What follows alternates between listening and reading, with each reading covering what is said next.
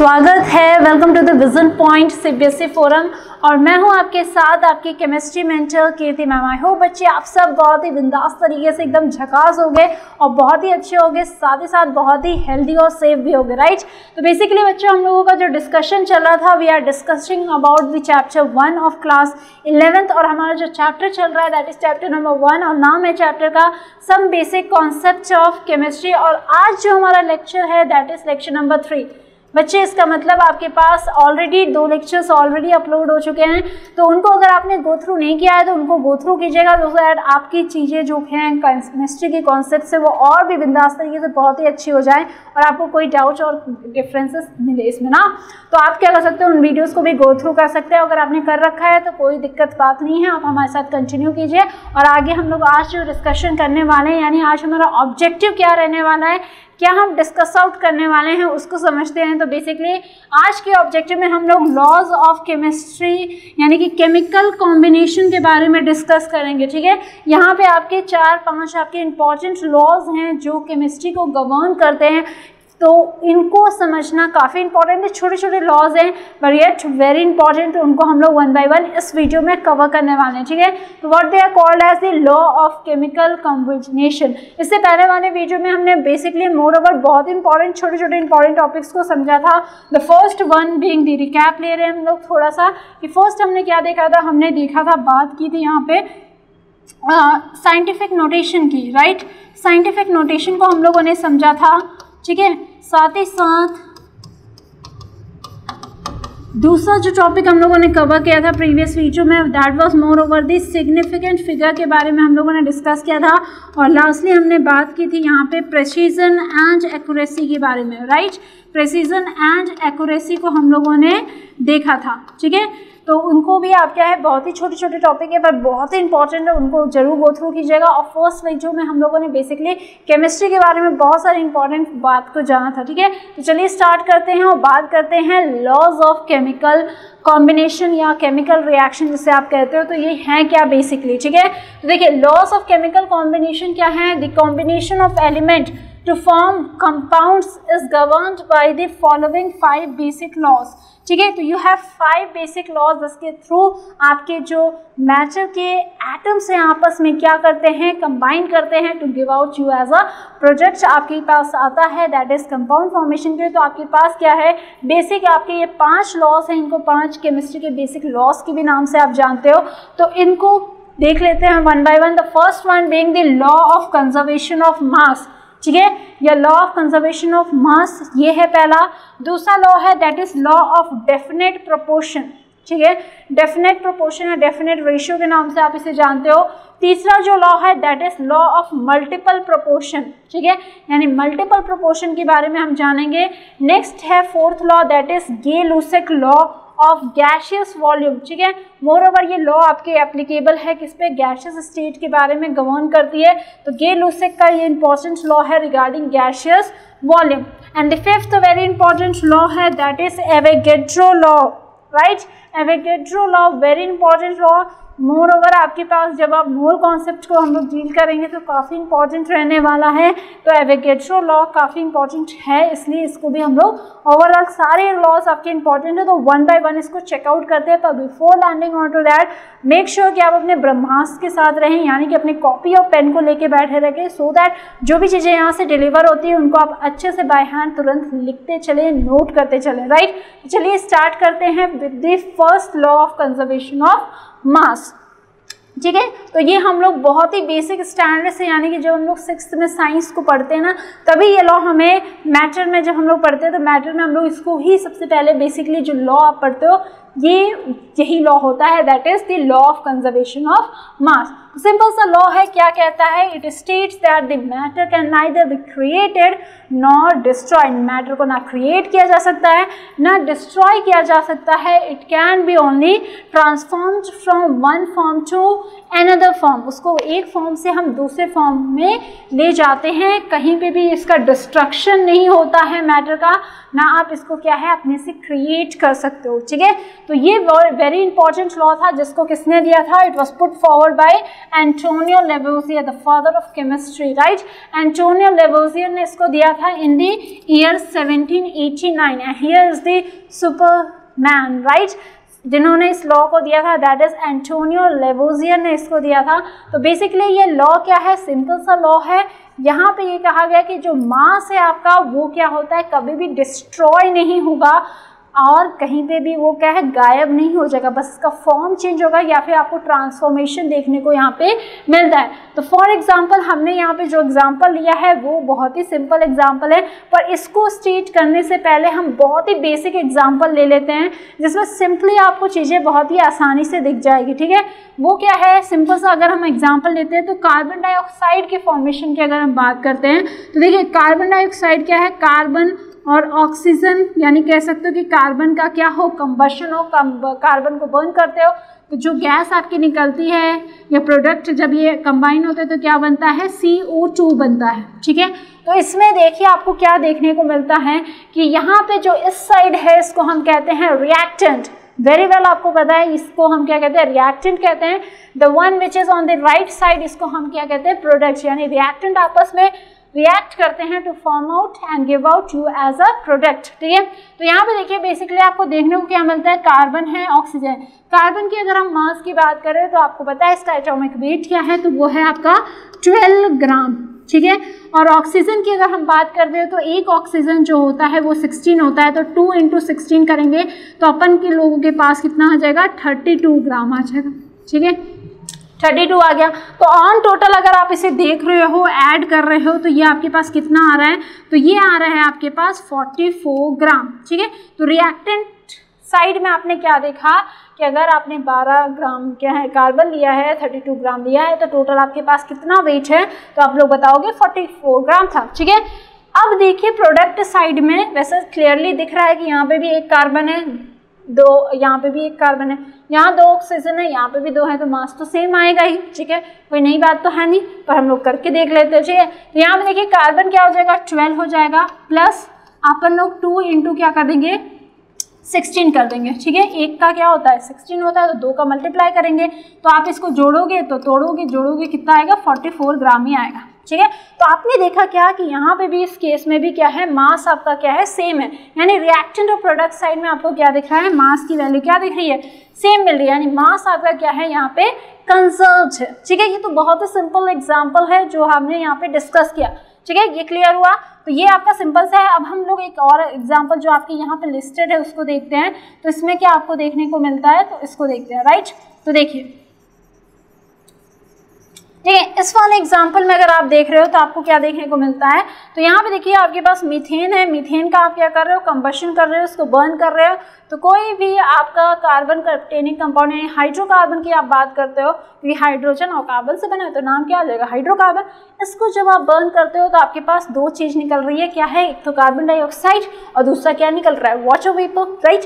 तो ये आपका निकल रहा है। तो यहाँ पे देखिए उसमें हमें कोई बैलेंस करने की ज़रूरत नहीं पड़ी, पर यहाँ पे आप देख रहे होगे कि इस केस में अगर हम देखें तो यहाँ पे एक कार्बन है, ये एक कार्बन है, कोई दिक्कत नहीं है। यहाँ पे 4 हाइड्रोजन था, यहाँ पे H2O जब निकल रहा था तो यहाँ पे हाइड्रोजन तो 2 ही थे, तो हमने क्या कर दिया, 2 से मल्टीप्लाई कर दिया, ठीक है, 2 से क्या कर दिया, मल्टीप्लाई कर दिया, ठीक है। तो यहाँ पे 2 लग गया, तो यहाँ पे देखिए ऑक्सीजन कितने हो गए, 2, ये ऑक्सीजन और 2, यानी 4 ऑक्सीजन, और यहाँ पे कितने थे, 2 ऑक्सीजन, तो अपन लोगों ने 2 लगा दिया, यानी 2 दूनी 4, ठीक है, 2 2 जा 4 हो गया।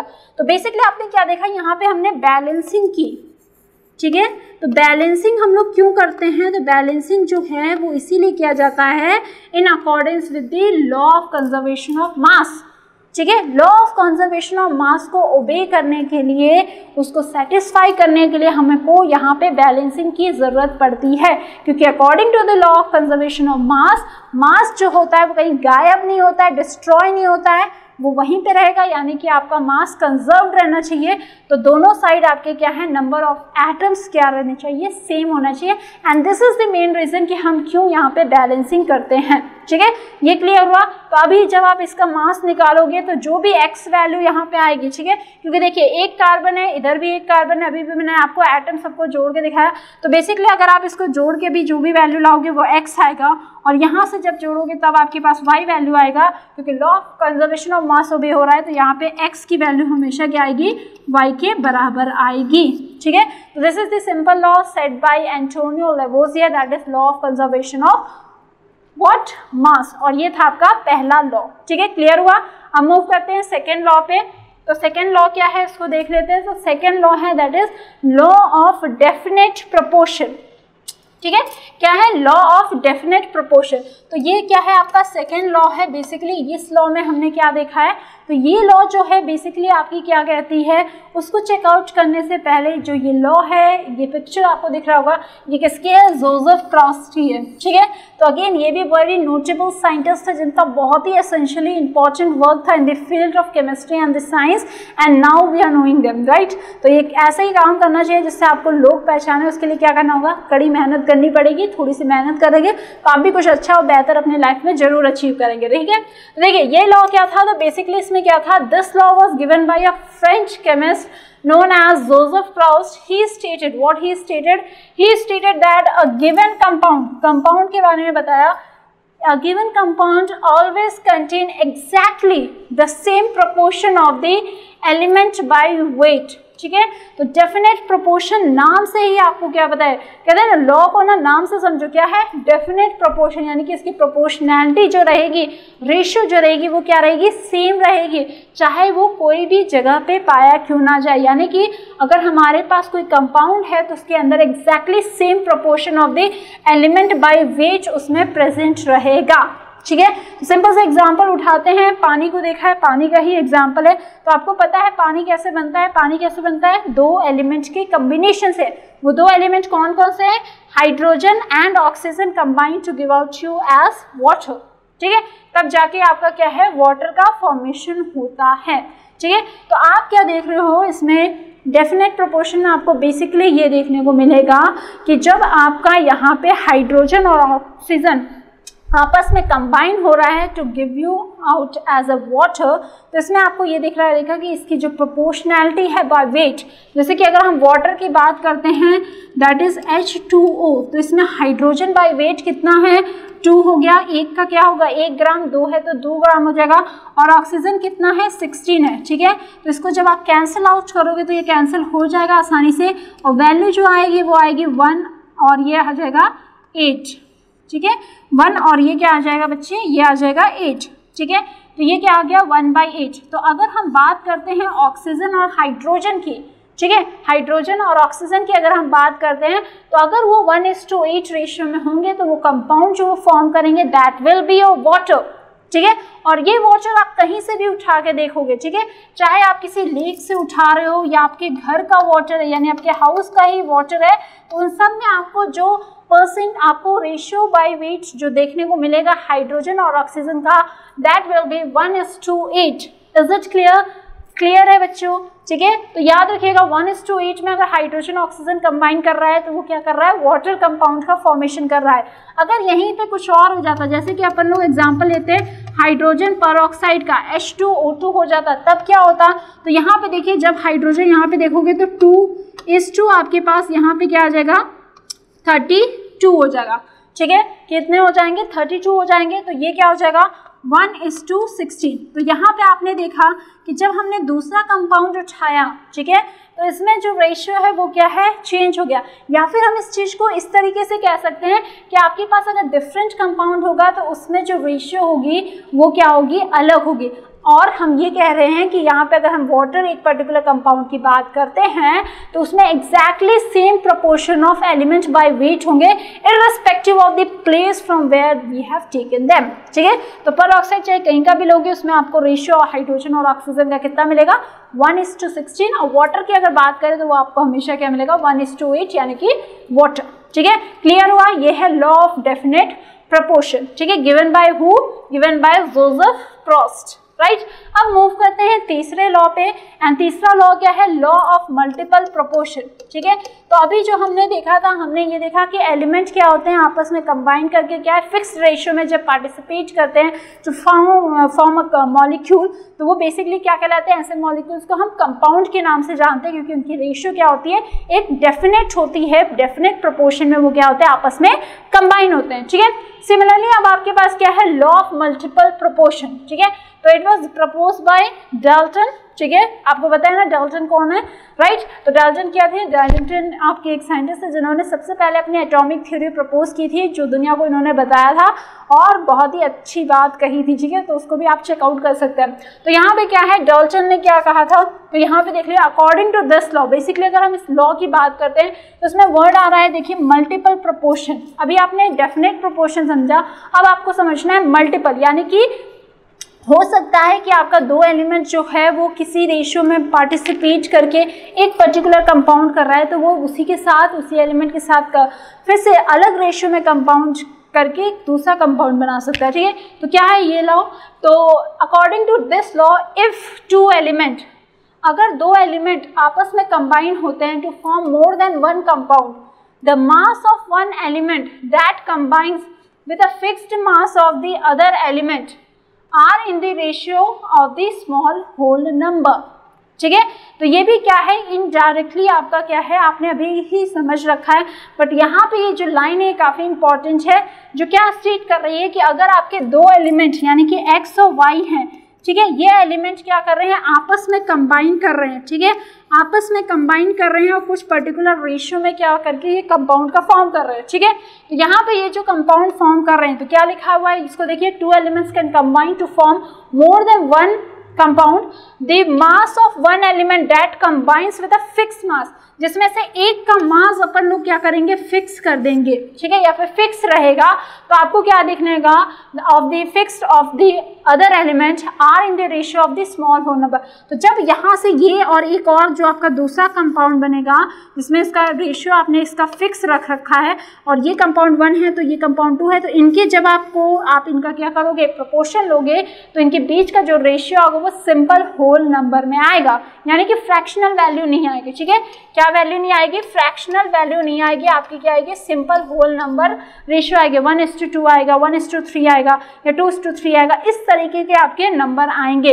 जैसे कि फॉर एग्जाम्पल, ठीक है, जैसे कि फॉर एग्जाम्पल अपन लोग यहाँ पे ले रहे हैं, पहला जो है वो है आपका नाइट्रिक ऑक्साइड, ठीक है, दैट इज NO, ठीक है, NO से रिप्रेजेंट किया।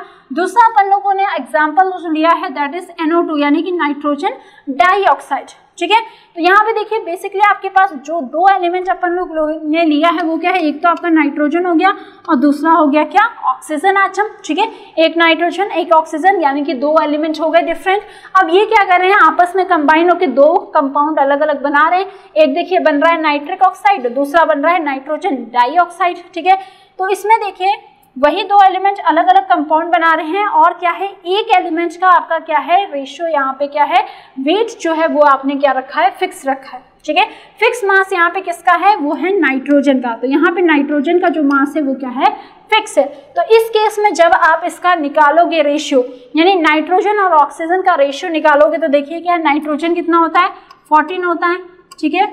ऑक्सीजन की अगर हम बात करें तो ये क्या है, 16 है। रेशियो निकालोगे, ठीक है, रेशियो निकालोगे आपके पास तो रेशियो आएगा कुछ, अगर आप इसको निकालोगे तो इसको थोड़ा सा करेक्शन कर लें अपन लोग, तो ये रेशियो जो आपका आएगा वो क्या आएगा, 7:, जस्ट अ सेकेंड, ठीक है, ठीक है। यहाँ पे हमने क्या लिया है, 30 ग्राम लिया है, ठीक है। 30 ग्राम में अगर हमने इसको क्या कर दिया है, 40 ग्राम आपने ले रखा है, ठीक है। तो यहाँ पे देखिए, इस 30 ग्राम नाइट्रिक ऑक्साइड में आपको क्या दिख रहा है, 14 ग्राम आपका क्या है, नाइट्रोजन है, और ऑक्सीजन जो है वो क्या है आपका यहाँ पे 16 ग्राम है, ठीक है। इस केस में अगर आप देख रहे हो तो इसमें क्या है, इसमें आप देख रहे हो कि ये क्या है, 14 ग्राम नाइट्रोजन है, ठीक है, 14 ग्राम नाइट्रोजन है, और यहाँ पे 32 ग्राम जो है दैट इज ऑक्सीजन। तो आपको बेसिकली फंडामेंटली इसको थोड़ा सा हम लोग इरेज कर देते हैं, ठीक है, इस पे आते हैं। तो बेसिकली आपको यहाँ पे क्या दिख रहा है कि इस केस में अगर हम देख रहे हैं तो आपके पास क्या आ रहा है, रेशियो आ रहा है नाइट्रोजन का 14:16 दिख रहा है, ठीक है। और दूसरा जो है, इसमें अगर आप रेशियो निकालोगे तो ये क्या आ रहा है, 14:क्या आ रहा है, 32 आ रहा है, ठीक है। तो तो आपने क्या देखा, जब आपका नाइट्रोजन का रेशियो क्या है यहाँ पे फिक्स्ड है, या नाइट्रोजन का जो वेट है वो क्या है, फिक्स है, दैट इज 1। तो यहाँ पे आप जब इसका इन दोनों का रेशियो लोगे, इनका प्रोपोर्शन आप ले रहे हो, ठीक है, दो रेशियो को आपस में कंपेयर करोगे, प्रोपोर्शनल लोगे, तो आपको क्या मिलेगा, ये देखिए ये क्या मिलेगा, 14/16 इज टू आपका क्या हो जाएगा, ये 14/32, ठीक है। तो आपको रेशियो ये कट जाएगा 1/1 और ये क्या है 1:2, क्या बचेगा 2। तो ओवरऑल जो आपको रेशियो मिलेगा वो होल नंबर में मिल रहा है, यहाँ पे वो क्या मिल रहा है 1:2 मिल रहा है। क्लियर हुई बात, ठीक है।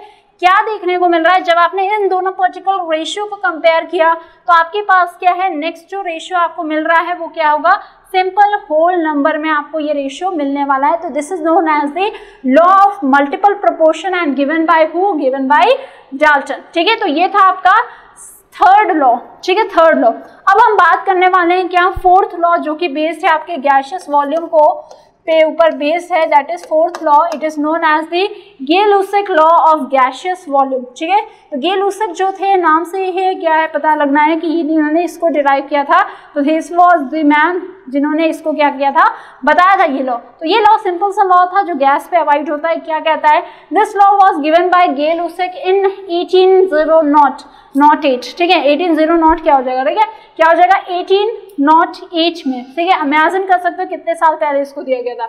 He observed that when a gas combine or are produced in a chemical reaction, तो ये केमिकल रिएक्शन के बारे में पढ़ रहे थे, गैसेस के बारे में रिसर्च कर रहे थे, तो इन्होंने देखा क्या, इन्होंने पाया कि जब भी गैस कंबाइन कर रही है, प्रोड्यूस हो रही है केमिकल रिएक्शन में, तो they do so in a simple ratio, ठीक है।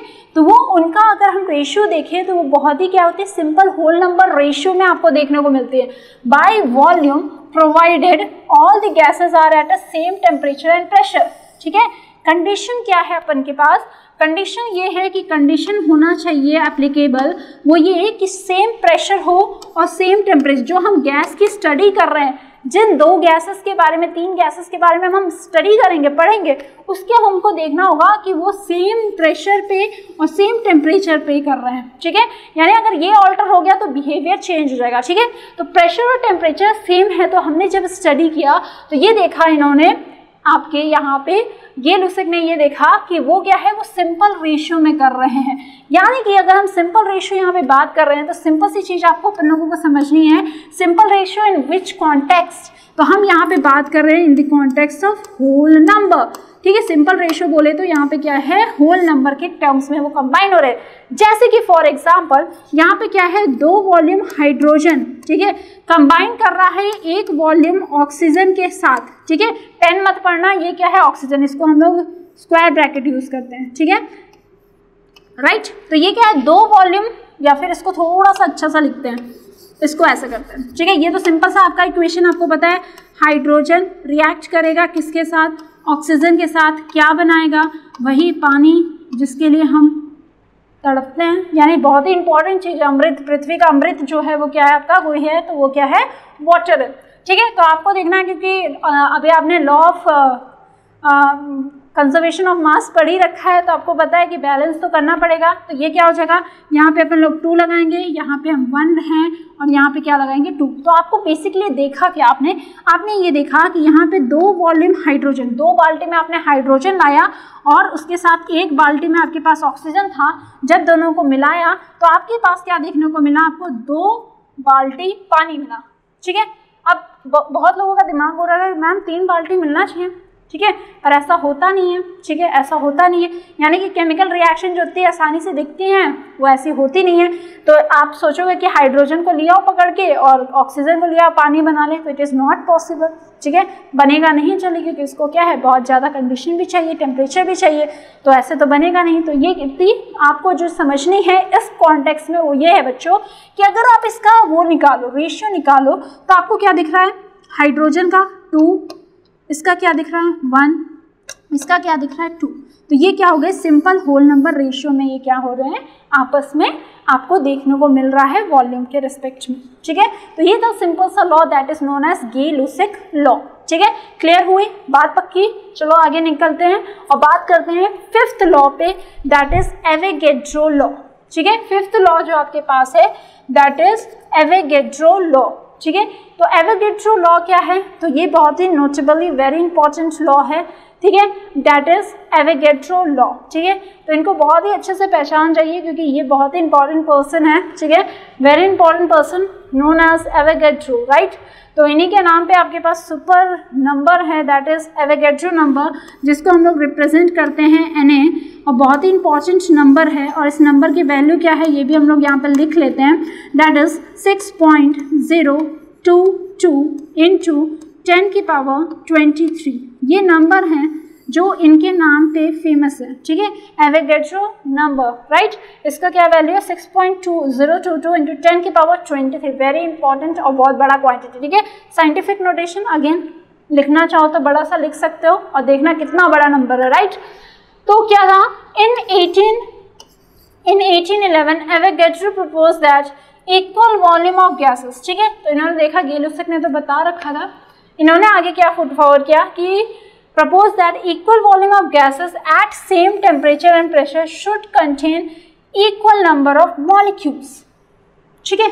तो again this was a very important चीज जो एवोगैड्रो ने बताया कि अगर हम सेम टेम्परेचर और प्रेशर की बात करते हैं, सेम टेम्परेचर और प्रेशर की बात करेंगे तो उस सेम टेम्परेचर और प्रेशर पे जो भी आप गैस ले रहे हो, ठीक है, उनका अगर वॉल्यूम इक्वल है, ठीक है, जैसे कि अगर मैंने सेम टेम्परेचर, ठीक है, सेम आपका टेम्परेचर एंड प्रेशर है, उस पर अगर मैंने कहा कि मैंने यहाँ पे वन वॉल्यूम यहाँ पे हमने लिया है O2 गैस, ठीक है, ऑक्सीजन गैस, और सेम वन वॉल्यूम हमने यहाँ पे क्या ले लिया है Cl2 गैस, ठीक है। दोनों ही गैस अलग है, दोनों का प्रॉपर्टी अलग है, दोनों का बिहेवियर अलग है, बट व्हाट दिस मैन आपको इन्होंने जो बताया वो क्या बताया है, उन्होंने ये कहा कि जब हम सेम टेम्परेचर और प्रेशर की बात कर रहे हैं तो उस पर अगर हमने इक्वल वॉल्यूम में गैसेस को लिया है, जैसे कि यहाँ पे हमने लिया है, तो ये जो इक्वल अमाउंट में आपने गैस लिया, वॉल्यूम में गैस लिया,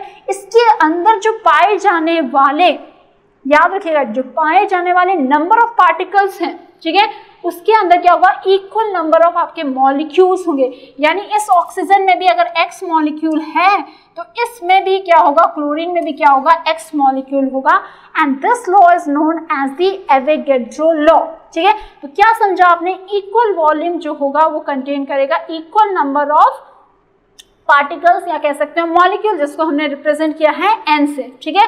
तो आपने क्या जाना, तो ये था आपका क्या, एवोगैड्रो नंबर, जो कहता है कि equal number of gases independent of the gas, कोई भी गैस अगर उसका इक्वल वॉल्यूम दोनों को अगर हमने लिया at the same temperature and pressure, तो उसके अंदर जो नंबर ऑफ मॉलिक्यूल्स होंगे वो दोनों में ही क्या होंगे, सेम होंगे, ठीक है। कोई तीसरा भी गैस आपने उठा लिया, एक वॉल्यूम लिया सेम टेम्परेचर प्रेशर पे, तो उसमें भी क्या होंगे, X मॉलिक्यूल्स ही होंगे। तो this is known as the Avogadro law. और इसको आप थोड़ा सा रीअरेंज करोगे तो ये K कांस्टेंट के बराबर हो जाएगा। तो आपको बेसिकली क्या देखने को मिलता है, इसको कोरिलेट कर सकते हो कि अगर आपके पास दो वॉल्यूम हैं, ठीक है, आपके पास दो वॉल्यूम है, तो आप इसको क्या कर सकते हो, एक ही गैस की अगर आपने टेम्परेचर चेंज कर दिया, ठीक है, तो आपकी वैल्यू यहाँ पे चेंज हो जाएगी, तो क्या हो जाएगा, ये रिलेशन आपको देखने को मिलता है, ठीक है। जहाँ पे N क्या है, बेसिकली क्या है, नंबर ऑफ मॉलिक्यूल्स की बात की गई, ठीक है। तो ये थे आपके आज के 5 इंपॉर्टेंट लॉज जिसको हम लोगों ने डिस्कस किया है। I am pretty much sure कि आपने बहुत ही अच्छे से इसको समझा होगा और साथ ही साथ